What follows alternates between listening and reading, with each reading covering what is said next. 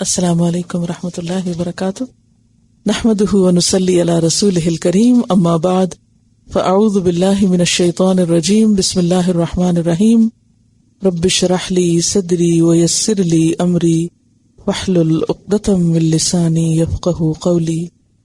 قد خسر الذین کذبوا بلقاء اللہ۔ قد خسر تحقیق نقصان اٹھایا، قد کس کے لیے آتا ہے؟ تاکید کے لیے۔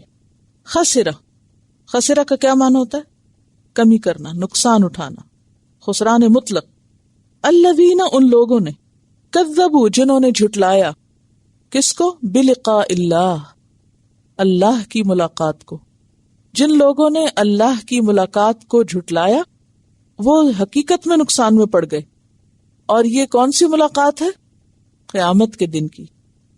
حدیث میں آتا ہے کہ کافر جو ہیں وہ تو اللہ تعالیٰ کو دیکھ نہیں سکیں گے، تو پھر یہ ملاقات کون سی ملاقات ہے اور کس ملاقات کی بات ہے؟ حساب کا وقت۔ تو حساب کے وقت میں کیا وہ اللہ تعالیٰ کو دیکھیں گے؟ نہیں دیکھیں گے، لیکن ملاقات تو ہوگی۔ تو اس سے پتہ چلتا ہے کہ ملاقات میں دیکھنا شرط نہیں، اہل جنت ہی کو اللہ تعالیٰ اپنا آپ دکھائیں گے، ٹھیک ہے نا؟ تو کذبوا بلقاء اللہ، جنہوں نے اللہ کی ملاقات کو جھٹلا دیا، حتی یہاں تک کہ اذا جاءتہم الساعۃ، جب آ جائے گی ان کے پاس قیامت کی گھڑی۔ الساعہ کا لفظی معنی کیا ہوتا ہے؟ گھڑی۔ یہ جو آپ گھڑیاں پہنتے ہیں وہ بھی عربی میں ساعت کہلاتی ہیں، اور یہاں مراد قیامت کی گھڑی ہے۔ اور قیامت دو طرح کی ہوتی ہے، ایک ہے قیامت صغریٰ اور ایک ہے قیامت کبریٰ۔ قیامت صغریٰ کون سی ہوتی؟ دنیاوی آفتیں۔ کبھی کو بہت بڑا ایکسیڈنٹ ہو تو ہم کیا کہتے ہیں عام زبان میں؟ تو قیامت ہی بیت گئی۔ کسی دنیاوی اعتبار سے بڑی مصیبت کے لیے، مشکل ترین گھڑی کے لیے کیا استعمال ہوتا ہے؟ قیامت کا لفظ۔ کسی جوان شخص کی موت واقع ہو جائے، کوئی عورت بیوہ ہو جائے، تو عام طور پہ کیا کہتے ہیں؟ اس پر تو قیامت آ پڑی۔ تو ایک ہوتی ہے قیامت صغریٰ۔ دنیا میں جتنے بھی ڈیزاسٹرز ہیں، زلزلے ہیں، طوفان ہیں، بارشیں ہیں، جس سے ہلاکتیں ہوتی ہیں، میسز متاثر ہوتے ہیں، یہ بھی ایک طرح کی قیامتیں ہوتی ہیں۔ اور ایک قیامت ہے قیامت اصلی اور قیامت کبریٰ، جو آخرت میں واقع ہوگی۔ تو یہاں مراد کون سی قیامت ہے؟ آخرت کی۔ اور ویسے اگر دیکھا جائے تو دنیا میں بھی جیسے حدیث میں آتا ہے کہ جس کی موت آ گئی فقد قامت قیامت، اس کی قیامت واقع ہو گئی۔ یعنی ہر شخص کی قیامت کہاں سے شروع ہو جاتی ہے؟ موت سے، آ گئی قیامت اس کی۔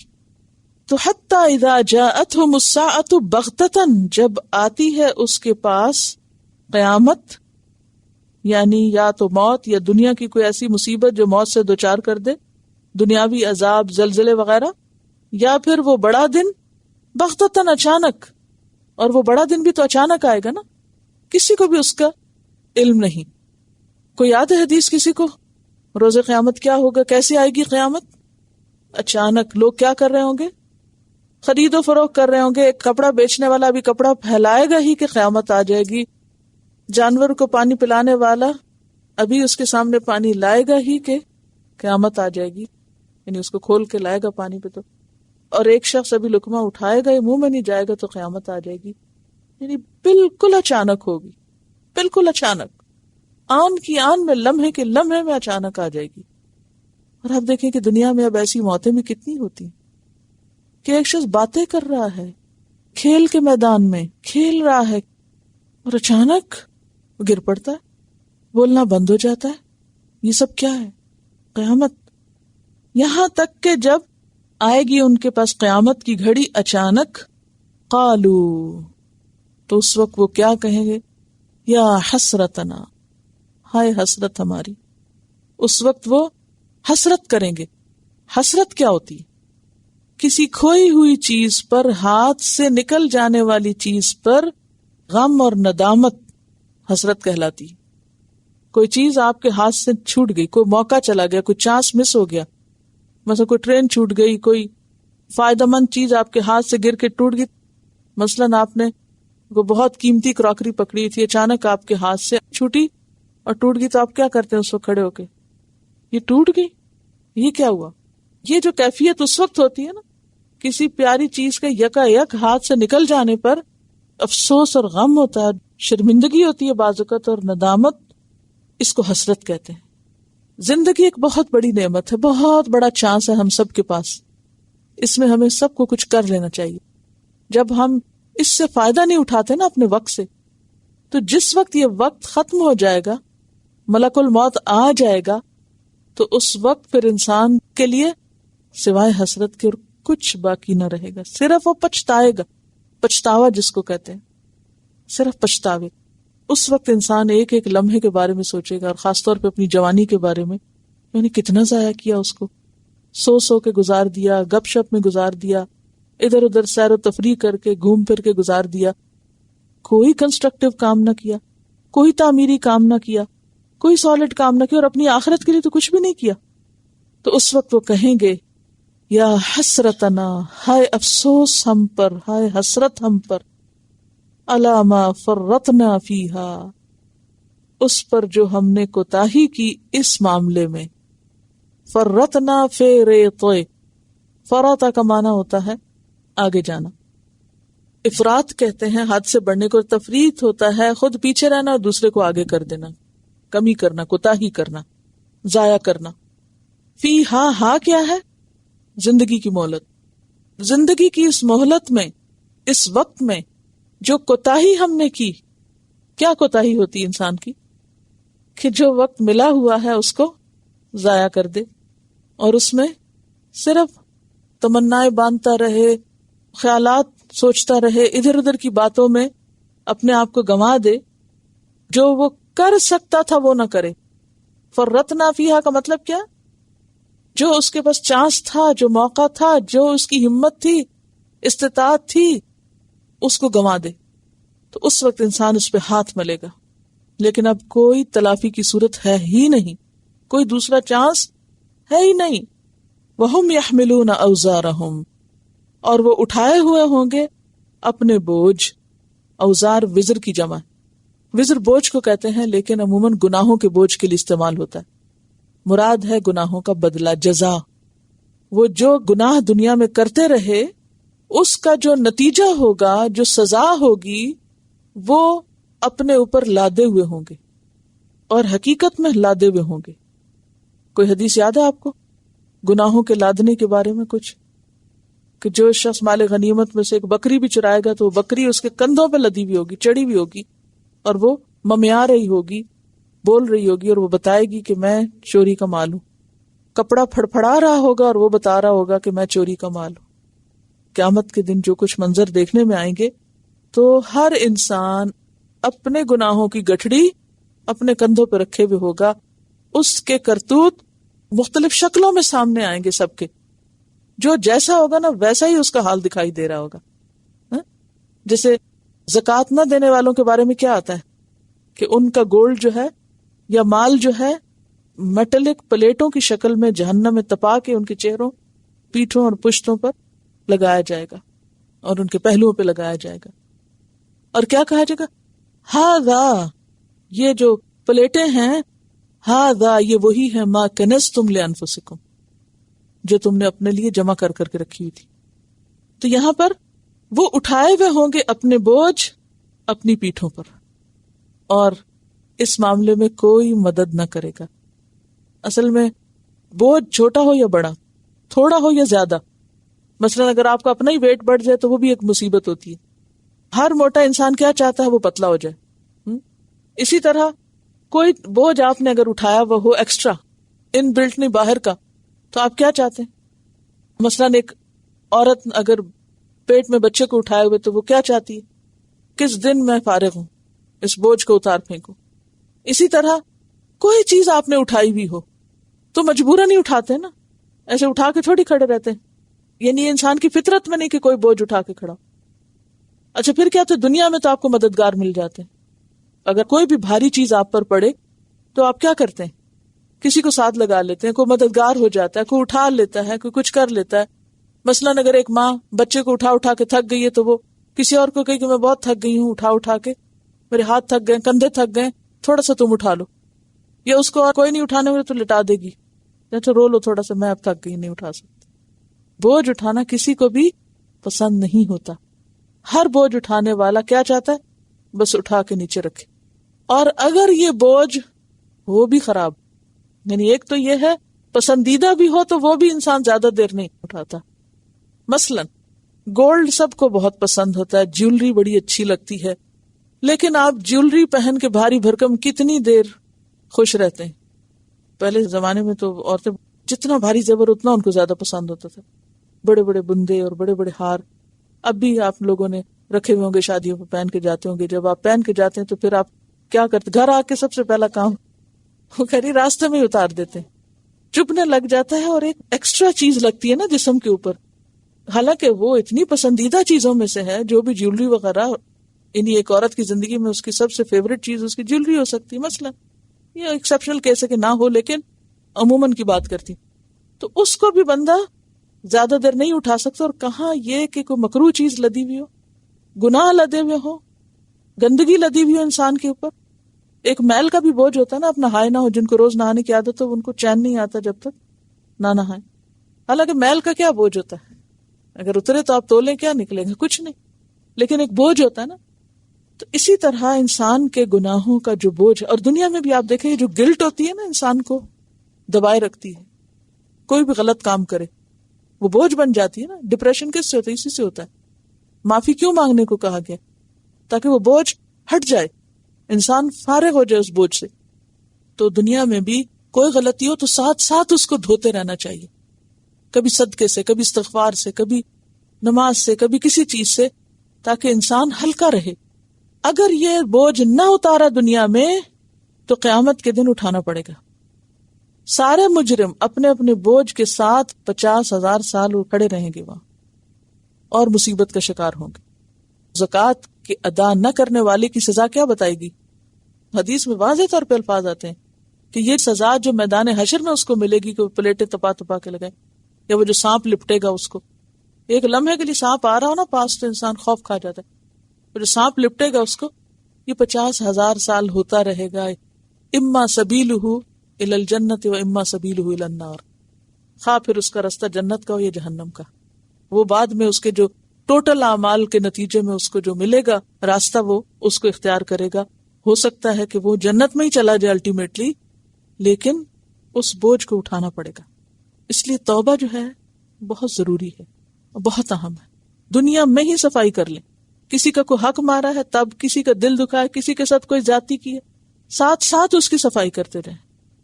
ہم اس قابل نہیں ہے کہ یہ بوجھ اٹھا کے مرے اور پھر وہ قیامت کے دن اٹھائے پھریں. دیکھیے حشر میں بھی تو رسوائی ہے نا.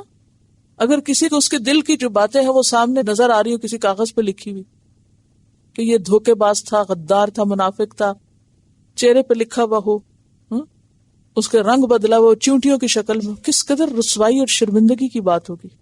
آج ہمیں یہ برائیاں برائیاں نہیں نظر آتی، گندگیاں گندگی نظر آتی نہیں، اسی لیے ہم اس کو خوشی سے کر لیتے ہیں جیسے کوئی بات ہی نہ ہو. تو اللہ تعالیٰ فرماتے ہیں وَهُمْ يَحْمِلُونَ أَوْزَارَهُمْ عَلَى ظُهُورِهِمْ، اور وہ اپنے بوجھ اپنی ہی پیٹھوں پہ اٹھائے ہوئے ہوں گے، کوئی کسی کا نہیں اٹھائے گا. لا تزر وازرة وزر اخرى، نہ ماں، نہ باپ، نہ بہن، نہ بھائی، نہ اولاد، کوئی نہیں کام آئے گا. الا سنو، کلمہ تنبیہ ہے یا تحدید ہے، سنو. ساء ما یزرون، کتنا برا بوجھ اٹھائے ہوئے. ساء کا لفظ جو ہے نا بئس کے معنوں میں استعمال ہوتا ہے، یعنی وہ بوجھ جو وہ اٹھائے ہوئے ہیں وہ کتنا برا ہے. اور یہ بھی آپ جانتے ہیں نا کہ بعض لوگ اپنے بوجھوں کے علاوہ دوسروں کے بھی اٹھائے ہوئے ہوں گے. وہ کون ہوں گے؟ کچھ پتہ؟ جس نے خود غلط کام کیا اور پھر بری مثال، بری اگزامپل سیٹ کی، اور اس کو دیکھ کے اور بھی کرنے لگ گئے، دوسرے بھی اس کے پیچھے چل پڑے. ان کے بوجھ ملٹی فولڈ ہوں گے، کئی گنا زیادہ ہوں گے. جتنے جتنے جتنے پیچھے کرتے گئے قیامت تک وہ سب کا حصہ اس پہ بھی جا کے پڑے گا. جیسے قابیل پہ دنیا میں ہر ہونے والے قتل کا اثر پڑے گا. وَمَا الْحَيَاةُ الدُّنْيَا إِلَّا لَعِبٌ وَلَهْوٌ، یہ ہے دنیا کی زندگی کی حقیقت. وما، اور نہیں ہے، اور یہاں ما حسر کے معنوں میں آ رہی، نہیں کیونکہ آگے اللہ آ رہا ہے، بالکل نہیں ہے، مگر لعب اور لہو. کیا؟ الحیات الدنیا، دنیا کی زندگی. اور دنیا پھر کس سے ہے؟ دنوب سے. اور دنوب یا تو زمانے کے اعتبار سے قریب ترین چیز، یا پھر مرتبے اور قدر و منزلت کے اعتبار سے. اور اگر نسبت میں دیکھا جائے تو جنت جو ہے دنیا کے مقابلے میں ایک کوڑا رکھنے کی جگہ دنیا و ما فیہا سے بہتر ہے. تو دنیا کی تو کوئی حقیقت ہے نہیں. کیا ہے یہ؟ الا لعب و لہو، یہ تو کھیل اور تماشا. کھیل کس سے کھیلتے ہیں آپ؟ کھیل جسم سے کھیلا جاتا ہے نا، یعنی کھیلنے کے لیے جسم چاہیے، انسان کے جوارح کھیل میں کام آتے ہیں. اور لہو دل کی حالت ہوتی. تو لعب و لہو، دنیا کیا ہے؟ یا تو انسان دنیا حاصل کرنے میں اور دنیا کے مختلف کاموں میں اپنے بدن کو کھپاتا ہے. دنیا کے حصول کے لیے ہم سارا دن کیا کرتے ہیں؟ کہیں بھاگ رہے ہیں، آ رہے ہیں، جا رہے ہیں، اٹھا رہے ہیں، رکھ رہے ہیں. اللہ کی نظر میں یہ سب کچھ ایک کھیل سے زیادہ کچھ نہیں، کوئی ویلیو نہیں اس کی، اللہ یہ کہ پرپسفل ہو، کسی مقصد سے ہو. اور لہو کیا ہے؟ دل کا حال. پھر وہ اس کے لیے سوچتے رہتے ہیں، فکر کرتے رہتے ہیں، اور دل مشغول ہے. جیسے قرآن پاک میں آتا نا، لاہیتاً قلوبہم، ان کے دل مشغول ہیں. دل کس چیز میں مشغول ہے؟ لہو وہ چیز ہوتی ہے جو آپ کی دل دھیان کو مشغول کر دے اور آپ کو کسی اور چیز کی پرواہ نہ رہے. تو دنیا کی زندگی نے کیا کر رکھا ہے؟ لوگوں کو اپنے اندر اتنا مشغول کر رکھا ہے کہ ان کے پاس کیا نہیں ہے؟ ٹائم. کس چیز کا؟ سوچنے کا. کیا؟ آخرت. یہ ہے دنیا جس نے ان کو دو حالتوں میں سے ایک حالت میں یا دونوں میں ہی ڈال رکھا ہے. لعب اور لہو، بھاگ دوڑ کر رہے ہیں صرف دنیا دنیا دنیا، اور دھیان بھی اور خیال بھی اور سوچیں بھی اور ساری انرجیز صرف ایک ہی چیز کے پیچھے لگ رہی ہیں. وَمَا الْحَيَاةُ الدُّنْيَا إِلَّا لَعِبٌ وَلَهْوٌ. بالکل اسی طرح جیسے اب آپ کھلاڑی کے بارے میں سوچیے. ایک کھلاڑی کے لیے کھیل کیا حیثیت رکھتا ہے، کیا معنی رکھتا ہے؟ بتائیے. کبھی کھیل نہیں دیکھا یا کبھی کھیلے نہیں. زندگی موت کا مسئلہ. کھلاڑی کو اگر آپ دیکھیں تو زندگی موت کا مسئلہ بنا لیتا ہے وہ کھیل کو، جیتنے یا ہارنے کو. اور اگر وہ جیت جائے تو کیا سمجھتا ہے، اور اگر وہ ہار جائے تو کیا سمجھتا ہے؟ سب ختم ہے. اب ذرا سوچئے تھوڑی دیر کے لیے کہ کھیل ہوتا کیا ہے. کھیل کے میدان کو ذرا تصور میں لائیے. ایک کھلاڑی کرتا کیا، ذرا ڈسکرائب کریے. ایک گیند کے پیچھے بھاگ رہا ہوتا نا. اگر تھوڑا سا عقل سے انسان دیکھے کہ یہ کیا کر رہے ہیں. اگر کوئی ایسا شخص اٹھ کے آ جائے 2000 سال پہلے کا اور وہ کرکٹ کو دیکھے یا ہاکی کو دیکھے یا کسی اور گیم کو دیکھے تو وہ دیکھ کے کیا کہ یہ کیا کر رہے ہیں، یہ لوگ کیوں بھاگ رہے ہیں، کس چیز کے پیچھے بھاگ رہے ہیں. تو اسے بتایا جائے کہ یہ گیند کے پیچھے بھاگ رہے ہیں. کیا گیند کے پیچھے بھاگ رہے ہیں؟ اور وہ جو تماشائی ہے وہ کس چیز کے پیچھے بھاگ رہے ہیں؟ وہ اپنا مال وقت خرچ کر کے یہاں کیوں بیٹھے ہوئے ہیں؟ ذرا ریئلسٹکلی آپ دیکھیں نا. یہی حال ہمارا دنیا کا ہے. ہم جس چیز کے پیچھے بھاگ رہے ہیں وہ ایک گیند سے زیادہ کچھ نہیں. بھاگ رہے ہیں بھاگ رہے ہیں بھاگ رہے ہیں بھاگ رہے ہیں. جس کے کورٹ میں آ گئی، جس کا گول بن گیا، وہ سمجھتا ہے کہ وہ اس سے بڑا دنیا میں کوئی انسان ہے نہیں، اس سے بڑی کوئی کامیابی نہیں ہے اس کے لیے. اور اگر وہ نہیں اس کے لیے ہوا تو اس سے بڑی ناکامی کوئی. میں جب پڑھ رہی تھی، پی ایچ ڈی کر رہی تھی، تو اسکاٹ لینڈ میں فٹ بال کا میچ ہوتا تھا اور جمعے کو اکثر ہوتا تھا. تو جس دن فٹ بال کا میچ ہوتا تھا اس دن سڑکوں پہ ایک عجیب قسم کی بھاگ دوڑ اور ایک ہلچل ہوتی تھی. اور پھر سب لوگ ڈرے سہمے ہوئے ہوتے تھے کیونکہ جو فینز ہوتے تھے مختلف ٹیموں کے، وہ آپس میں ایسی ایسی لڑائیاں کرتے تھے اور ایسی ایسی مار کٹائیاں کہ بعض اوقات زخمی ہو جاتے اور بعض اوقات جیلوں تک پہنچ جاتے اور ہسپتالوں میں پہنچ جاتے. کیا ہے؟ وہ ان کھلاڑیوں کے پیچھے لڑ رہے ہیں. جو ٹیم جیت جاتی وہ ہارنے والوں کو، یا ہارنے والے جیتنے والوں کو، نہیں کوئی کسی کو نہیں چھوڑتا. اور باقاعدہ پولیس اور وہ سب روکنے تھامنے کے لیے کہ یہ لڑے نہیں اب آپس میں. لیکن اگر انسان سوچے تو لڑ کس بات پہ رہے ہیں، سر کس لیے پھٹ رہے ہیں. اگر کھیل کے پورے سیناریو کو آپ دیکھیں کہ کھیل کی حقیقت کیا ہے اور کس طرح لوگ کھیل کے پیچھے دیوانے ہوتے ہیں. پہلے ایک وقت ہوتا تھا جب لوگ موویز کے بہت شوقین ہوتے تھے اور جو مووی سٹارز ہوتے تھے ان کے بہت فینز ہوتے تھے. لیکن اگر اب ریشو آپ دیکھیں تو کھلاڑیوں کے فینز کی تعداد اور محبت کا جو درجہ ہے وہ کہیں زیادہ ہے بنسبت دوسروں کے. تو اس سے بھی پتہ چلتا نا کہ ہماری سوچ یا عقل ہے کتنی، کر کیا رہے. لیکن جو سنجیدہ لوگ ہوتے ہیں، جو معاشرے کے اندر ایک تعمیری کردار ادا کر رہے تھے حقیقی معنوں میں، اور جن کا ریشو بہت ہی کم ہوتا ہے، ان کو ایسے کھیلوں سے کوئی دلچسپی نہیں ہوتی. وہ اگر کوئی کھیل کھیلتے بھی تو محض ایک مقصد کے لیے، اور کوئی بھی گیم کرتے ہیں تو وہ فٹنس کے لیے یا ایکسرسائز کے لیے، یا ایک ہیلدی کھیل ہوتا ہے ان کا، لیکن ادروائز ان کو کھیل سے دلچسپی نہیں ہوتی. یہاں آپ دیکھیے، کھیل کی مثال کو سامنے رکھ کے اب ہم اپنی اپنی زندگی کو دیکھیں کہ ہم جو کچھ کرتے رہتے ہیں، کس کس چیز کے پیچھے بھاگتے رہتے ہیں، کس کس چیز کو ہم نے اتنی اہمیت دے رکھی ہے کہ ہم نے اس کو زندگی موت کا مسئلہ بنایا ہوا ہے. اس کے پیچھے روتے ہیں، دھوتے ہیں، اور اس کے پیچھے جان ہلکان کیے ہوئے ہیں. بعض اوقات آپ نے کہا بچے جب کسی چیز کے لیے ضد کرتے ہیں، کوئی چھوٹی سی چیز، کارڈز خریدنے، اب اس کے پیچھے کیا ہے؟ سانس پھولا ہوا ہے، بحثیں ہو رہی ہیں، دلائل دیے جا رہے ہیں کہ یہ اس کے فائدے ہیں، اور ایسا لگتا ہے کہ جیسے زندگی موت کا مسئلہ بنا ہوا. کوئی چھوٹی سی چیز کا مطالبہ بچے کر دیتے ہیں تو کس قدر جان ہلکان کرتے ہیں آپ کی بھی اور اپنی بھی. حالانکہ دیکھا جائے تو وہ چیز ہے کہ بعض اوقات لے کے آتے ہیں اور لا کے پھر ایسا پھینکتے ہیں کہ بھول ہی جاتے ہیں کہ وہ کبھی خریدی بھی تھی، اور کتنا رو دھو کے خریدی تھی، کتنے مطالبوں سے. تو ہم لوگ بھی بعض اوقات اتنی محنت سے مال کماتے ہیں اور بازار جا کے فالتو فضول چیزیں خرید کے گھر بھر لیتے ہیں، پھر سارا دن ان کو دیکھتے بھی نہیں ہیں، بھاگتے رہتے ہیں چیزوں کے پیچھے، اور پھر ان میں انٹرسٹ ختم ہو جاتا ہے، پھر وہ گراج سیل میں آؤٹ کر دیتے ہیں. کس چیز کے پیچھے بھاگ رہے ہیں؟ کیا سمیٹ رہے ہیں؟ کیا اکٹھا کر رہے ہیں؟ کن چیزوں کا غم ہے؟ کیا واقعی یہ اتنی قیمتی چیزیں ہیں کہ جس میں ہم اپنی ساری انرجیز لگا دیں؟ اور اس سے بڑا گھر جو منتظر ہے وہاں، جو اس بات کا تقاضا کرتا ہے کہ کچھ کام کر کے آؤ، اس کے لیے وقت ہی نہ ملے ہمیں.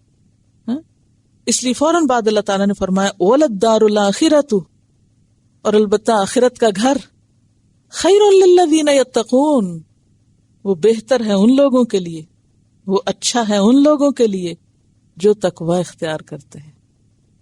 دنیا کے مقابلے میں آخرت کا گھر بہتر ہے، لیکن آخرت کا گھر بھی کس کو ملے گا، اور کون سا گھر بہتر ہے؟ جو تقوی والوں کا گھر ہے. ان المتقین فی جنات ونہر، متقی لوگ باغوں اور نہروں میں ہوں گے. اور تقوی کیا ہے؟ اللہ کے عذاب سے بچنے کے لیے اللہ کا حکم ماننا، اور جن چیزوں سے اللہ نے روکا ہے ان چیزوں سے رک جانا. اب آپ دیکھیے کہ دو مرحلے انسان کی زندگی کے یہاں ڈسکس ہوئے ہیں، ایک دنیا کا اور ایک آخرت کا، اور دونوں کا باہم کمپیریزن کیا گیا ہے. پھر فرمایا افلا تعقلون، سوال ہے آپ سب سے، افلا تعقلون، کیا پھر بھی تم عقل سے کام نہیں لوگے؟ آفا ہے نا، کیا پھر نہیں تم عقل سے کام لوگے، نہیں سمجھو گے، حقیقت کو نہیں پہچانو گے؟ ایک حدیث میں آتا ہے کہ دنیا مومن کے لیے کیا ہے؟ قید خانہ، اور کافر کے لیے کیا ہے؟ جنت. اس مثال سے کیا سمجھ میں آتا ہے کہ دنیا میں مومن کی زندگی ایک ڈسپلنڈ زندگی ہے، اس کی لمٹس ہیں، حدود ہیں. جیسے قید خانے میں ایک شخص کھاتا بھی ہے، پیتا بھی ہے، سوتا بھی ہے، کچھ کام کاج بھی کرتا ہے، کئی لوگ پڑھتے لکھتے بھی ہیں، لیکن وہ حدود میں ہی ہے، باؤنڈری سے باہر نہیں جا سکتے. بالکل اسی طرح مومن بھی اس دنیا میں سوتا بھی ہے، جاگتا بھی ہے، کھاتا ہے، پیتا ہے، پڑھتا ہے، لکھتا ہے، کام کاج کرتا ہے، سب کچھ کرتا ہے، لیکن اس کی زندگی ایک لمٹ کے اندر ہے، اس سے آگے نہیں جا سکتا وہ. اور یہ قید اس نے اپنے اوپر خود لگائی ہوتی ہے، اپنے ایمان اور تقوی اللہ کے ڈر کی وجہ سے. لیکن کافر کے لیے کوئی قید نہیں، کوئی لمٹ نہیں. قد نعلم، تحقیق ہم جانتے ہیں، انہ، بے شک وہ، لیحزنک، البتہ غمگین کرتا ہے تجھ کو. حزن کس کا اپوزٹ ہے؟ خوشی کا. یعنی آپ خوش نہیں ہوتے، غمگین ہوتے ہیں. آپ کو تسلی دی جا رہی ہے یہاں اس آیت میں. الذی، اس چیز سے، یقولون، جو وہ کہتے ہیں. کون؟ آپ کے دشمن. آپ کے دشمن آپ کے خلاف جو باتیں کہتے ہیں وہ آپ کو دکھ دیتی ہیں، غمگین کرتی. اس سے کیا پتہ چلتا ہے کہ جب انسان اللہ کے راستے میں نکلتا ہے اور لوگ بات نہیں مانتے یا آپ کا مذاق اڑاتے جیسے نبی صلی اللہ علیہ وسلم کا اڑایا گیا، تو اس کا اثر لازماً انسان پہ پڑتا ہے. ایسا نہیں ہو سکتا کہ کوئی آپ کو بے وجہ تنگ کرے اور آپ اس پہ خوش ہوں، غمگین ہوتے ہیں. اور پھر آپ صلی اللہ علیہ وسلم کا غم صرف اس لیے نہیں تھا کہ وہ آپ کو ساحر کاہن کہہ رہے تھے، وہ غم کس لیے تھا کہ یہ مانتے کیوں نہیں، یعنی آپ کی باتوں کا جو انکار کرتے ہیں یہ لوگ، یا توحید اور رسالت کے خلاف جو باتیں کہتے ہیں، آخرت کو نہیں مانتے، تو اس سے آپ غمگین ہوتے ہیں. فَإِنَّهُمْ لَا يُكَذِّبُونَكَ، بس بے شک وہ آپ کو نہیں جھٹلا رہے. اس سے پتہ چل گیا کہ غم کیا تھا آپ کا. غم کیا تھا؟ آپ کی باتوں کو جھٹلانا، توحید اور رسالت کو جھٹلانا، ایمان نہ لانا. فرمایا کہ یہ آپ کو نہیں جھٹلا رہے. وَلَٰكِنَّ الظَّالِمِينَ، لیکن ظالم لوگ یعنی یہ کافر لوگ، بِآيَاتِ اللَّهِ يَجْحَدُونَ، اللہ کی آیات کا انکار کر رہے ہیں. آپ کو نہیں جھٹلا رہے کیونکہ آپ کو وہ کیا کہتے تھے؟ صادق اور امین. یہ سارے مکی دور میں آپ کو کہتے رہے، حتیٰ کہ آخری وقت تک آپ کے پاس امانتیں تھی لوگوں کی، تو آپ کو تو نہیں جھٹلاتے تھے نا. آپ کو کیا کہتے تھے؟ کہ آپ ایک سچے انسان ہیں، اچھے ہیومن بینگ ہیں. لیکن یہ جو بات آپ کہتے ہیں اس کو ہم نہیں مانتے. تو وہ بات کس نے آپ کو دی تھی آگے پہنچانے کو؟ اللہ نے. تو وہ پھر آپ کی ذات کا انکار نہیں کر رہے تھے، آپ کی ذاتی سچائی کا انکار نہیں کر رہے تھے، بلکہ کس کا انکار کر رہے تھے؟ اللہ کی بات کا، رسالت کا، جو نبی صلی اللہ علیہ وسلم کو اللہ تعالیٰ نے رسول بنا کر بھیجا تھا. تو آپ کو تسلی دی جا رہی ہے کہ آپ فکر نہیں کریں، یہ آپ کو کچھ نہیں کہہ رہے، یہ تو اللہ کی باتوں کا انکار کر رہے ہیں. اور یجحدون کا لفظ جو ہے جیم ہا دال سے معنی ہے انکار کرنا. اب کفر کا معنی بھی انکار کرنا ہے، جہد کا معنی بھی انکار کرنا ہے. تو یہ کون سا انکار اور کیسا انکار ہے؟ اس چیز کا انکار جس پر دل اقرار کرتا ہو، دل مانتا ہو لیکن ضد میں آ کے انکار کرنا. جہد کیا ہے؟ اس چیز کا انکار جس کا دل اقرار کرتا ہو، یعنی دل جس کی سچائی کا قائل ہو، اس کو نہ ماننا. یہ کفر اور جہد میں فرق ہو جائے گا. تو بیسیکلی آپ دیکھیے کہ نبی صلی اللہ علیہ وسلم کو تسلی دی جا رہی ہے. کیا؟ کہ آپ ان پر غم نہ کھائیں. جیسے سورۃ المائدہ آیت 68 میں ہے نا، فَلَا تَأْسَ عَلَى الْقَوْمِ الْكَافِرِينَ. اور سورۃ فاطر آیت 8 میں آتا ہے فَلَا تَذْهَبْ نَفْسُكَ عَلَيْهِمْ حَسَرَاتٍ. آپ اپنی جان مت گوائیں ان کے اوپر حسرتیں کر کر کے. یہ دراصل اللہ کی بات نہیں مان رہے. اچھا، اس آیت میں ایک بہترین زبردست تسلی ہے ان سب لوگوں کے لیے جو کسی کو اچھی بات بتائیں اور لوگ جواب میں نہ مانیں یا مذاق اڑائیں یا اس کو جھٹلا دیں. تو ایسے میں پھر انسان کو کیا نہیں کرنا چاہیے؟ غم. کیا سوچ کے میں نے اپنے پاس سے تو کوئی بات نہیں بتائی، یہ تو اللہ کا حکم ہے، میں نے تو اللہ کا پیغام پہنچایا، اور اگر لوگ اس کو نہیں مانتے تو ان کی مرضی. یہ سوچ ایک مثبت سوچ ہوگی اور اس سوچ سے غم جاتا رہے گا. اور پھر ایک دوسرے کو بھی اسی سے تسلی دینی چاہیے. مثلا بعض اوقات ایسا ہوتا ہے نا کہ کسی نے آپ میں سے کسی کو کچھ بتایا اور وہ بہت باتیں سن کے آیا جواب میں، تو آ کے آپ سے شیئر کر رہا ہے کہ میں نے آج فلاں کو یہ اچھی بات بتائی تھی اور اس نے میرے ساتھ یہ سلوک کیا. تو آپ کے اوپر کیا فرض بنتا ہے کہ آپ اس کو کہیں اچھا آئندہ نہیں بتاؤ، یا یہ کہ چلو چھوڑو کوئی بات نہیں. تسلی کے الفاظ کیا ہیں؟ کن الفاظ میں دوسرے کو تسلی دینی چاہیے جس پر ایسی کیفیت گزرے. یعنی اگر کوئی بھی شخص دین کے معاملے میں جھٹلایا جائے، مذاق اڑایا جائے، تو اس کو تسلی انہی الفاظ میں دی جائے گی کہ دیکھو اگر کسی نے تمہاری بات نہیں مانی تو وہ کوئی تمہاری ذاتی بات تھوڑی تھی، اس نے تو دراصل اللہ کی بات نہیں مانی. تم معاملہ اللہ کے حوالے کر دو، تم فکر نہیں کرو، غم نہیں کرو. اس سے کیا ہوگا؟ دوسرے کا حوصلہ بڑھے گا، بوجھ ہلکا ہو جائے گا. وہ کہے گا ہاں واقعی میں اس کو پرسنلی کیوں لے رہی ہوں، میں نے تو ایک ڈیوٹی پوری کی. اور یہ حقیقت ہے، آج بھی آپ اگر کسی کو کچھ بتانے کی کوشش کریں تو آپ کو ایسی سچویشن سے واسطہ پڑے گا. obviously پیغمبر کا مقام اور ہے اور ان کی مخالفتیں اور طرح کی تھی، لیکن آج بھی جو بھی شخص کسی کو اللہ کی طرف بلائے گا وہی سنت دہرائی جائے گی، اسی طرح کی مخالفت ہوگی. ایسی مخالفتوں پر دل نہ چھوٹا کریں اور یہ سوچیں یہ تو اللہ کی بات تھی، میں نے بتا دی، اگر نہیں کسی نے مانی کوئی بات نہیں.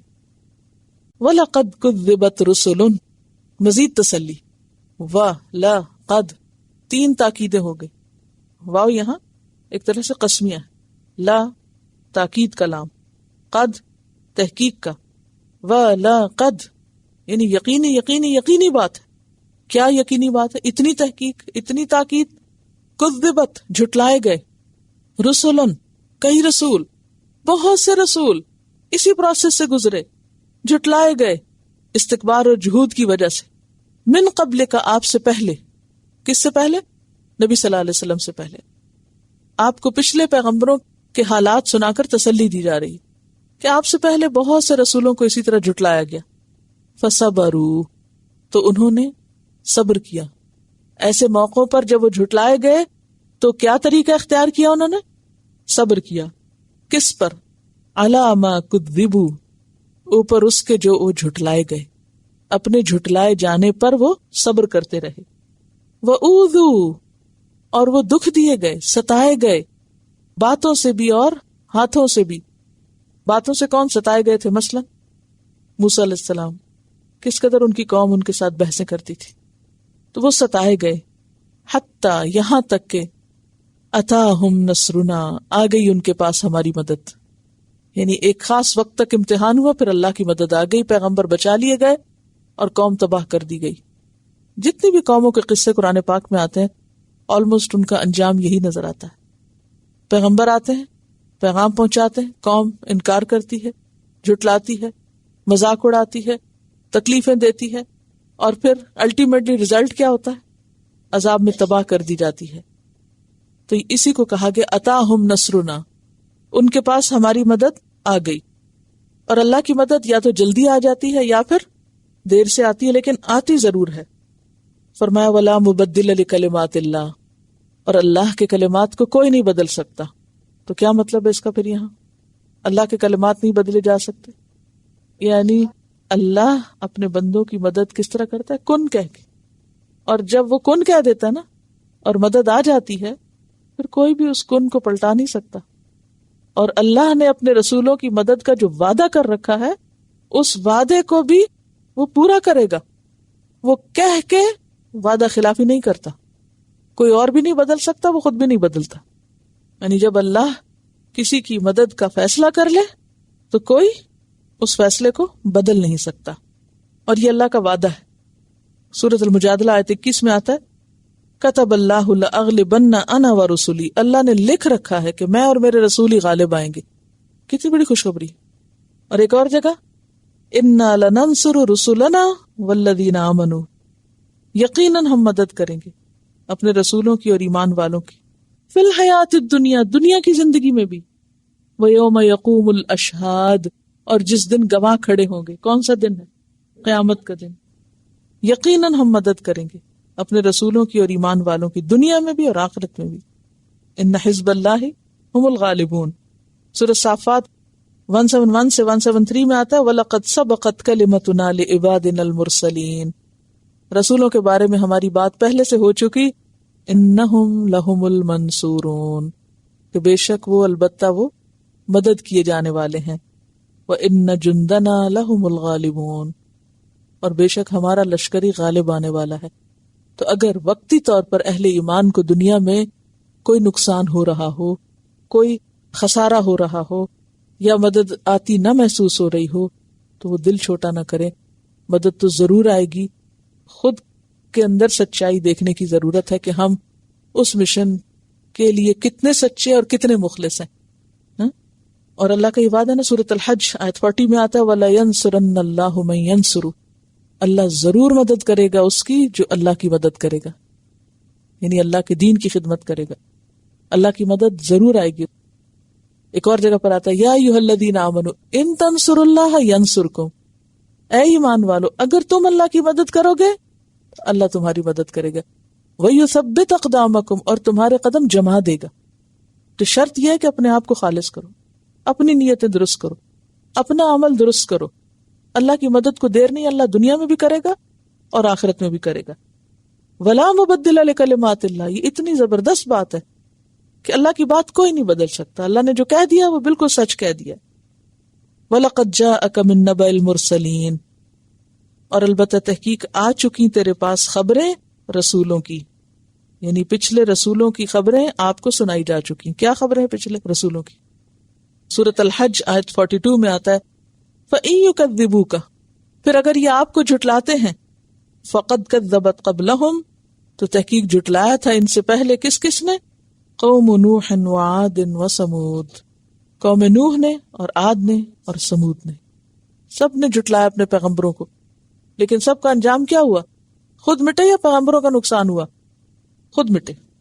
یہ سب باتیں مکی زندگی میں آپ کی تسلی کے لیے کہی جا رہی ہیں تاکہ آپ اپنے کام میں جمے رہیں۔ دیکھیے دین کے راستے میں جب بھی انسان نکلتا ہے مشکلات ضرور آتی ہیں، اور اس کا حل صرف صبر اور انتظار ہے اور اللہ کے وعدوں کا یقین۔ وَإِن كَانَ كَبُرَ عَلَيْكَ إِعْرَاضُهُمْ، اور اگر ہے بڑی تجھ پر ان کی بے رخی، کن کی؟ قوم کی، کیونکہ آپ کے دل میں وہ حزن تھا نا، غم تھا۔ فرمایا کہ اگر تم بہت غمگین ہو اور ان کی بے رخی تم پہ بہت بھاری گزرتی ہے تو پھر کیا حل ہے؟ فَإِنِ اسْتَطَعْتَ، پھر اگر تم استطاعت رکھتے ہو، ان تبتغی، کہ تم تلاش کرو، نفقاً، ایک سرنگ۔ سرنگ کہاں ہوتی؟ زمین میں یا آسمان میں؟ زمین میں۔ نفق ٹنل کو کہتے ہیں۔ فی الارض، زمین میں۔ او سلمن، یا ایک سیڑھی، لفٹ۔ فی السماء، آسمان میں۔ فتأتیہم بآیہ، پھر لاؤ ان کے پاس کوئی معجزہ، نشانی، کیونکہ وہ بار بار تنگ کرتے تھے، ہم تمہیں مان جائیں گے، بس کوئی معجزہ دکھا دو ہمیں جس سے تمہاری نبوت کی تصدیق ہو جائے۔ فرمایا کہ اگر آپ کو ان کی باتیں نہیں اچھی لگتی تو پھر آپ خود کوئی کوشش کر لیں، یا تو زمین کے اندر نیچے جانے کے لیے کوئی ٹنل دیکھیں جہاں نیچے سے جا کے کوئی ایک چیز نکال لائیں اور ان کو دکھائیں کہ دیکھو میں رسول ہوں، میں کہاں سے لایا جہاں سے کوئی اور کچھ نہیں لا سکتا، یا پھر آپ کوئی ایسی سیڑھی بنائیں کہ جس سے آپ آسمان پہ چڑھ جائیں اور وہاں سے کوئی چیز خود اتار کے لائیں۔ لیکن ایسے تو ہو ہی نہیں سکتا، تو پھر کیا کرنے کی ضرورت ہے؟ صبر، مراد یہی ہے۔ اور یہ صرف آپ صلی اللہ علیہ وسلم کے لیے نہیں، ہم سب کے لیے بھی اس میں کتنا بڑا سبق ہے۔ جب بھی کسی معاملے میں تاخیر ہو تو کیا ضروری ہوتا ہے؟ صبر۔ اب اگر کوئی کہے میں نہیں صبر کر سکتا، بعض لوگ کہتے ہیں نا مجھ سے نہیں صبر ہوتا، عام طور پہ بچے کہتے ہیں نا، اگر بچوں کو آپ کبھی کہیں کہ صبر کرو تو کیا کہتے ہیں؟ ہم سے صبر نہیں ہوتا۔ تو آپ کیا کہتے ہیں پھر جب وہ کہتے ہیں ہم سے صبر نہیں ہوتا؟ ہاں پھر ٹھیک ہے، نکال لو، پھر ایسے ہی کر لو۔ تو یہ ہے کہ دین کے رستے میں اگر کوئی کہے کہ میں دین کا کام تو بہت کرنا چاہتا ہوں لیکن مجھ سے انتظار نہیں ہوتا، کوئی شارٹ کٹ ہونا چاہیے، میں علم تو بہت سیکھنا چاہتی ہوں مگر میرے پاس اتنا وقت نہیں ہے، کوئی شارٹ کٹ ہونا چاہیے، تو کیا کہیں گے؟ کوئی شارٹ کٹ نہیں، کوئی ہے تو جاؤ ڈھونڈ لاؤ، زمین کے اندر سرنگ لگا کے یا آسمان پہ جا کے۔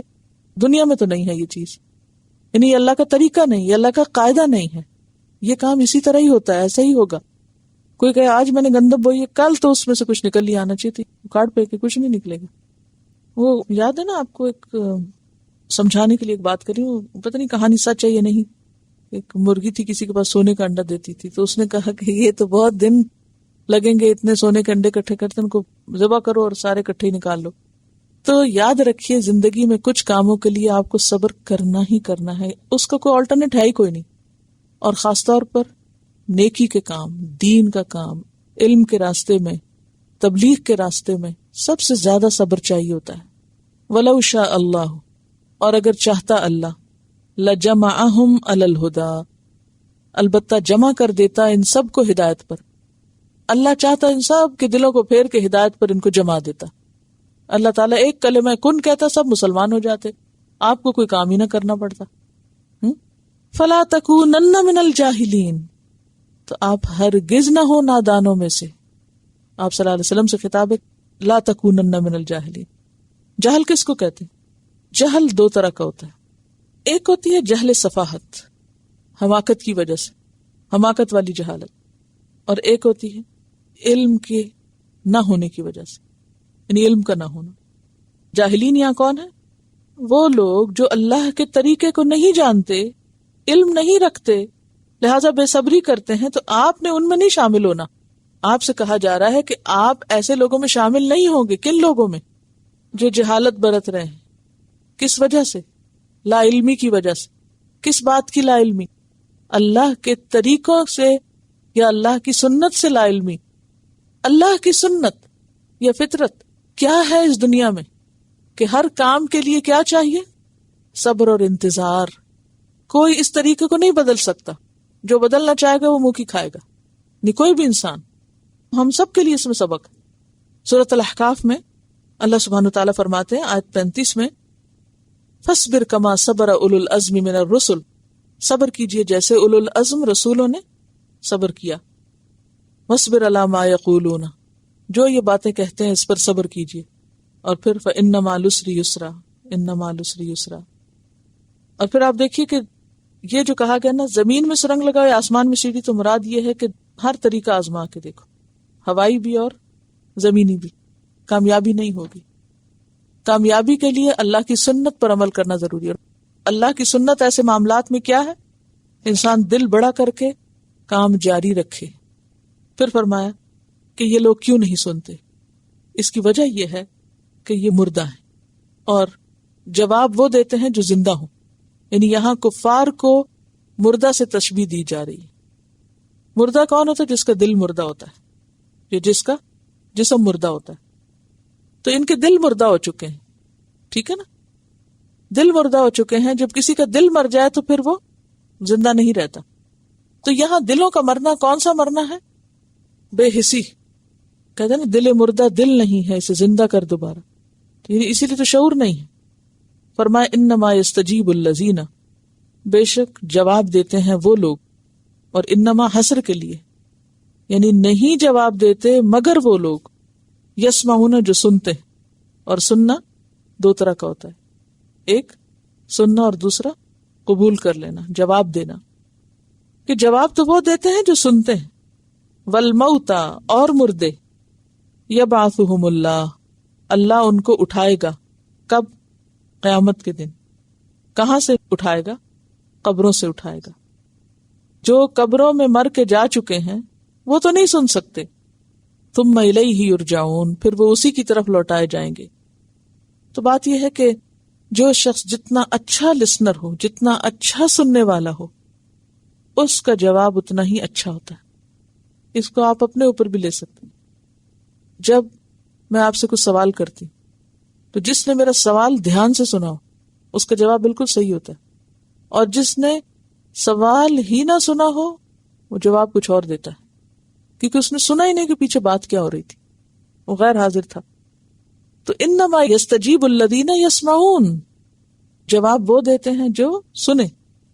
اب دیکھیں، آپ اگر کسی کو پکاریں اور آگے سے نہ بولے تو آپ کیا سوچتے ہیں؟ کہ میرا خیال ہے میری آواز اس تک جا نہیں رہی، یہی سوچتے ہیں نا۔ اور اگر کوئی بچہ سامنے بیٹھا اور آپ بلا رہے ہیں اور وہ نہ سنے تو پھر آپ کیا کہتے ہیں؟ سنا نہیں تم نے؟ ہاں؟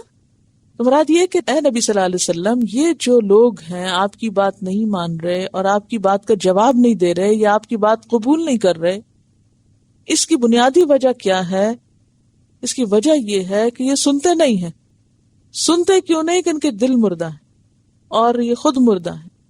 کفر جو ہے وہ موت ہے، اور یہ ابھی تو نہیں، قیامت کے دن جب اللہ ان کو اٹھائے گا نا پھر یہ خوب سنیں گے۔ ان کانت الا صیحۃ واحدۃ، سورۃ یاسین میں آتا نا، ایک چنگھاڑ ہوگی، سب ہمارے پاس اکٹھے ہو جائیں گے، سب حاضر ہو جائیں گے، کوئی بھی نہیں بھاگے گا، وہاں سب سنیں گے۔ تو آپ دیکھیں کہ جو لوگ دنیا میں سن لیتے ہیں وہ آخرت کی مشکل سے بچ سکتے ہیں، اور جو یہاں نہ سنیں ان کو وہاں تو سننا ہی پڑے گا، اور وہاں جا کے وہ کہیں گے لو کننا نسمع او نعقل ما کننا فی اصحاب السعیر، کاش ہم سنتے یا سمجھتے تو آج بھڑکتی آگ میں شامل نہ ہوتے۔ وقالو، اور وہ کہتے ہیں، کون؟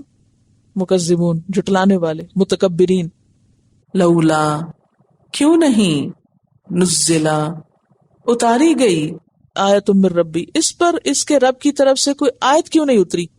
آیت سے مراد یہاں معجزہ، کوئی نشانی کیوں نہیں آئی، کوئی معجزہ کیوں نہیں آیا جس سے اس کی رسالت کی تصدیق ہوتی؟ قل، کہہ دیجئے، ان اللہ، بے شک اللہ تعالی، قادر ہے، کس بات پر؟ علی، اس بات پر، ان ینزل آیہ، کہ وہ نازل کرے کوئی نشانی، یعنی اللہ کے لیے کچھ مشکل نہیں، کیونکہ ان اللہ علی کل شیء قدیر، وہ نشانی اتار سکتا ہے، صرف کن کہنے کی ضرورت ہے۔ ولیکن اکثرہم لا یعلمون، لیکن ان میں سے اکثر علم نہیں رکھتے۔ کس بات کا علم نہیں رکھتے؟ اللہ کی حکمت کا، کہ اللہ ان کے مطالبے کو پورا کیوں نہیں کر رہا۔ تو کیا وجہ تھی؟ اللہ تعالیٰ کیوں نہیں نشانی اتارتے تھے ان کے مطالبے؟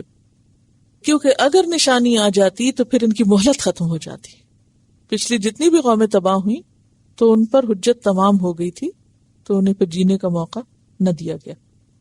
سورۃ الاسراء میں آتا ہے وما منعنا ان نرسل بالآیات، اور نہیں روکا ہم کو کہ ہم بھیجیں نشانیاں، الا ان کذب بها الاولون، کہ پہلوں کی مثال ہمارے سامنے تھی، پہلوں نے اس کو جھٹلا دیا تھا. نشانیاں بھیجنے کا آج تک کچھ فائدہ نہیں ہوا، کیونکہ جنہوں نے نہیں ماننا تھا وہ نشانی دیکھ کے بھی کیا کہنے لگ گئے کہ تو جادوگر ہے، ہماری آنکھوں پہ جادو کر دیا گیا، ہماری نظر بند کر دی گئی. وآتینا ثمود الناقۃ مبصرۃ، سمود کو ہم نے اونٹنی جیسی کھلی کھلی نشانی جو صاف نظر آتی تھی وہ دی، روشن نشانی دی، لیکن فظلموا بہا، انہوں نے اس کے ساتھ ظلم کیا. کیا ظلم کیا تھا؟ انہوں نے پاؤں کاٹ دیے تھے. وما نرسل بالآیات الا تخویفا، ہم نشانیاں بھیجتے ہیں ڈرانے کے لیے، لیکن جن کا دل سخت ہو وہ نہیں ڈرتے. اور نبی صلی اللہ علیہ وسلم سے جب مطالبہ کرتے تھے تو اللہ تعالیٰ فرماتے کہ یہ جو کتاب ان پہ نازل کی گئی، کیا یہ نشانی نہیں ہے جسے یہ پڑھ رہے ہیں؟ اولم یکفہم انا انزلنا علیک الکتاب یتلی علیہم، سورۃ العنکبوت آیت 51 میں آتا ہے کہ یہ اور کس نشانی کا مطالبہ کرتے؟ یہ جو کتاب اتر رہی ہے کیا یہ کم نشانی ہے؟ یہ بھی تو بہت بڑی نشانی، کیونکہ وہ اس کی مثال کوئی چیز نہیں لا پا رہے تھے. وما من دابۃ، اور نہیں کوئی جاندار، دابہ کا لفظ ہے نا دبیب سے نکلا، دبیب کہتا ہے رینگنے کو، سب سے سلو موشن یعنی حرکت. تو وہ سب جانور جو حرکت کریں، خواہ وہ کتنی ہی تھوڑی کیوں نہ کرے یا کتنی بھی سست کیوں نہ کرے، پیچھے ہم پڑھ چکے ہیں اس کے بارے میں. تو کوئی بھی جاندار ایسا نہیں فی الارض، زمین میں، جو زمین کے اندر ہو یا زمین کے اوپر رہتا ہو. ولا طائر، اور نہ کوئی پرندہ. طائر کس کو کہتے ہیں؟ اڑنے والے کو، فاعل کے وزن پر ہے. یطیرو، جو اڑتا ہو، بجناحیہ، اپنے دونوں پروں کے ساتھ. یہ کیوں کہا گیا؟ کیونکہ پرندہ تو اڑتا ہی پروں کے ساتھ ہے، پھر پروں کا ذکر کیوں ہے؟ یہ ایسے جیسے وہ دیکھے اپنی آنکھوں کے ساتھ. یہ ہم کیوں کہتے ہیں آنکھ کھول کے دیکھو، کان کھول کے سنو؟ بھئی سنتے کان سے، کان مزید کس طرح کہاں سے کھولیں گے؟ متوجہ کرنے کے لیے، ٹھیک ہے نا. فرمایا جو اپنے دو پروں کے ساتھ اڑتا ہے، یعنی یقین کرو کہ وہ واقعی ایسا ہے. الا، مگر، امم، جماعتیں ہیں. کون ہے جماعتیں؟ کس کی بات ہو رہی؟ جانوروں کی اور پرندوں کی، سب کی ہو رہی ہے، ٹھیک ہے. وما من دابۃ، نہیں کوئی جانور اور نہ کوئی پرندہ جو اپنے دو پروں کے ساتھ اڑتا ہو، مگر کیا ہے؟ امم، یہ سارے جانور کیا ہیں؟ کمیونٹیز ہیں. امم یہاں مراد ہے کمیونٹی، یہ کمیونٹیز ہیں، جماعتیں ہیں. کیسے؟ امثالکم، تمہاری مثال جیسی، یعنی جیسے تم ہو. تو اس زمین پر اللہ تعالیٰ نے صرف انسان کو پیدا نہیں کیا، بلکہ انسان کے ساتھ ساتھ اور کس کو کیا؟ جانور جو زمین پہ چلتے ہیں اور پرندے جو آسمان میں اڑتے ہیں. اور یہ کس شکل میں ہے؟ جماعتوں کی شکل میں. ٹیم ورک ہے ان کے بیچ میں، کٹھے رہتے ہیں. ہاتھیوں کو آپ دیکھیے، کووں کو دیکھیے، چیونٹیوں کو دیکھیے، شہد کی مکھی کو دیکھیے. انشاءاللہ آپ آگے پڑھیں گے اس کے بارے میں. یہ سب کس طرح رہتے ہیں، یعنی ان کا بھی زمین پر حق ہے. زمین صرف تمہارے لیے نہیں، زمین ان کے لیے بھی. ما فرطنا، نہیں کمی کی ہم نے، فی الکتاب، کتاب میں، اور کتاب سے مراد یہاں لوح محفوظ ہے. من شیء، کسی چیز کی، یعنی سارا ریکارڈ موجود ہے. دنیا میں کتنے پرندے آئے، کتنے مر گئے، کتنے اور آئیں گے، یہ سب ایک ایک پرندے کا نام لکھا ہوا وہاں. نام سے مراد اس کی تعداد. اسی طرح چونٹیاں، کوئی دنیا کا بڑے سے بڑا عالم یہ دعویٰ نہیں کر سکتا کہ زمین پہ اتنی چونٹیاں، نو ون نوز، لیکن خالق کو پتا ہے کہ زمین پر کتنی چونٹیاں ہیں. ہم نے کتاب میں کچھ بھی کمی نہیں کی، یعنی ایک بھی لکھنے سے نہیں چھوڑا، سب لکھا ہوا ہے. کتاب کس لیے ہوتی ہے؟ لکھنے کے لیے. سب ریکارڈ تیار ہے، محفوظ ہے، سب کچھ گنا ہوا ہے اللہ نے. ثم الی ربہم یحشرون، پھر یہ اپنے رب کی طرف اکٹھے کیے جائیں گے. کون؟ سب جانور اور پرندے. تو اس سے کیا پتہ چلتا ہے کہ قیامت کے دن ان کو بھی اٹھایا جائے. کیا حال ہوگا؟ یعنی ان گنت مخلوق ہے نا. کہتے ہیں یہ تو بہت پرانی رپورٹ ہے، اب مجھے نہیں معلوم اس کے بعد بھی کچھ دریافت ہوئے نہیں. 10 لاکھ یعنی 1 ملین سپیشیز کا پتہ لگایا گیا کہ کیا کیا زمین پہ بستا ہے. اور پھر اس میں آپ یہ بھی دیکھیے کہ جیسے جانوروں کے گروپس ہوتے ہیں نا، کوئی میملز ہیں، کچھ دوسرے ہیں، پھر اس کے بعد پرندوں کی بھی کئی قسمیں ہوتی ہیں، اور پھر ان قسموں میں مثلا طوطا لفظ جو ہے کتنی قسموں پہ بولتے ہیں نا، کون کون سا طوطا، کتنے قسمیں ہیں طوطے کی، چڑیا کی قسمیں ہیں، چیونٹیوں کی قسمیں ہیں، ہے نا. تو یہ ہے، یہ امت ہے. جیسے انسانوں کی قسمیں ہیں نا، لیکن سب پر کیا اطلاق ہوتا ہے؟ انسان کا. اب بتایا یہ جا رہا ہے کہ قیامت کے دن سارے جانوروں کو بھی اٹھایا جائے گا. پھر کیا ہوگا؟ ان کا آپس میں حساب کتاب ہوگا. جس نے دوسرے پہ ظلم کیا ہوگا اس کو بدلہ چکایا جائے گا. پھر سب کو مٹی کر دیا جائے گا. ہم سمجھتے ہیں کہ ہمارا حساب بھی کوئی نہیں ہونا اور ہم ایسے ہی بس چھوٹے ہوئے ہیں، حالانکہ اللہ کے ہاں تو پرندوں کا بھی حساب کتاب ہے.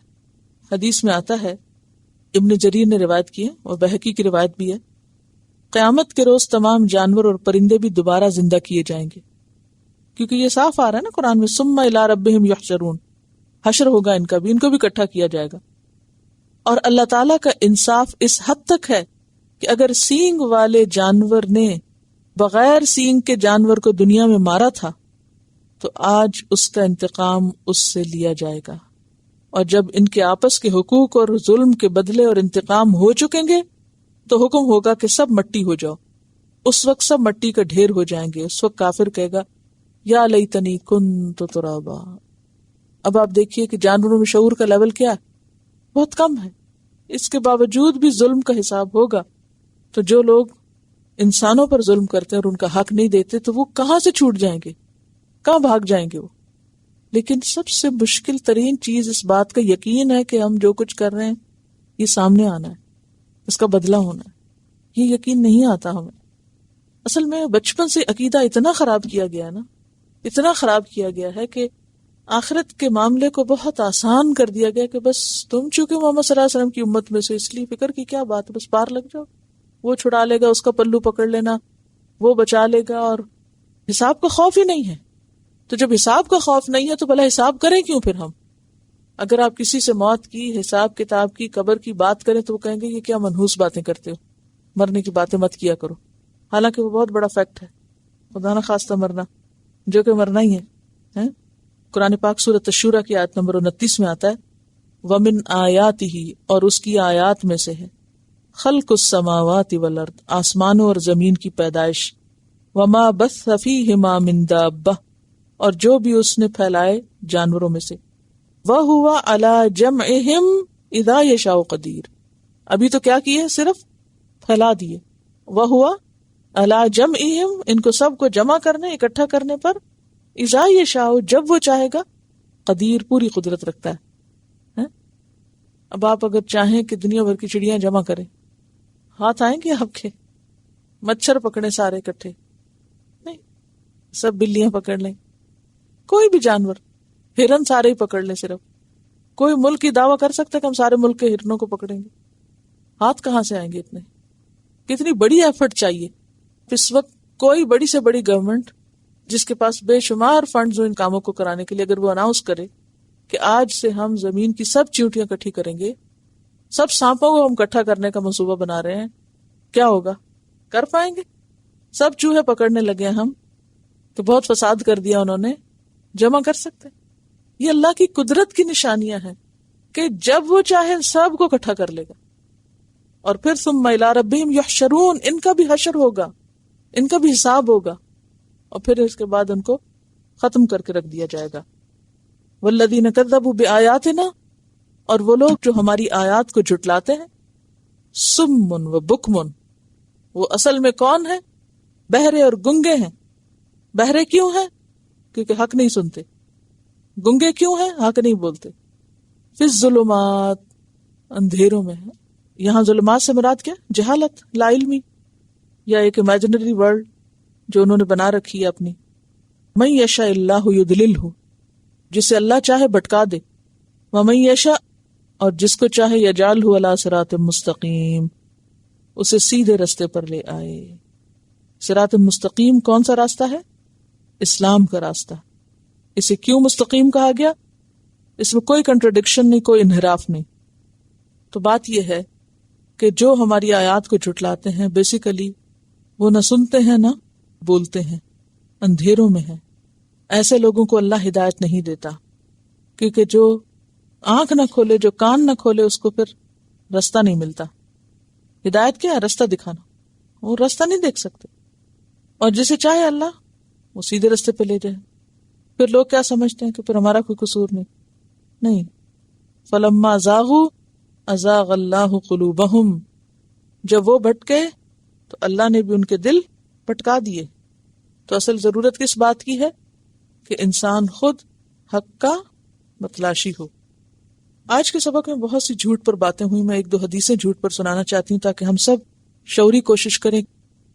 آپ نے فرمایا جس نے روزہ رکھ کے جھوٹ بولنا اور اس پر عمل کرنا نہ چھوڑا، اللہ کو اس بات کی کوئی پرواہ نہیں کہ وہ بھوکا پیاسا رہے. آپ نے فرمایا جھوٹ سے بچو، کیونکہ جھوٹ فجور کا ساتھی ہے، اور جھوٹ اور فجور دونوں جہنم میں جائیں گے. آپ سے پوچھا گیا وہ کون سا عمل ہے جس سے آدمی دوزخ میں جائے گا؟ فرمایا وہ عمل جھوٹ ہے. وہ کہتے ہیں نا کہ جھوٹ سے بچو، کیونکہ جھوٹ بدی کی طرف لے جاتا ہے، اور بدی انسان کو جہنم کی طرف، وہ وسیلہ بن جاتا ہے اس طرف لے جانے کا. شب معراج میں آپ نے ایک شخص کو دیکھا کہ اس کی دونوں باچیں چیری جا رہی تھی، پھر صحیح ہو جاتی، پھر چیرتی جاتی، پھر صحیح ہو جاتی.